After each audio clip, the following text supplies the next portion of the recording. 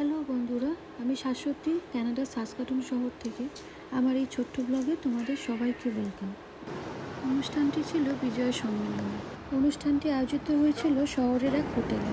বাইরে এখন কনকনে ঠান্ডা পড়ে গেছে, তাই ভেতরে ছিল এক উষ্ণ ও প্রাণবন্ত পরিবেশ। চলো তোমাদের দেখাই এবার বিজয় সম্মেলনীতে কী কী ছিল। এই শীতের সন্ধ্যায় এমন খাঁটি বাঙালি ভোজ যেন মন জুড়িয়ে যায়। স্টার্টারে ছিল গরম গরম ফিশ পকোড়া এবং পনির পকোড়া, আর সাথে ছিল চা আর কফি।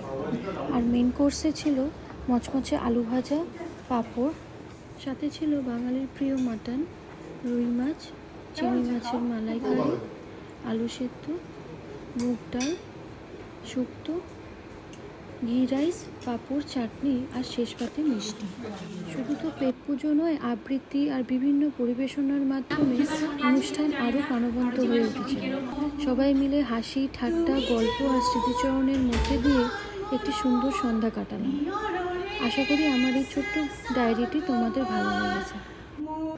আবার তোমাদের সাথে দেখা হবে আমার কোনো এক ছোট্ট ব্লগে। আমাকে জানিও আমার এই ছোট্ট ব্লগটি তোমাদের কেমন লেগেছে।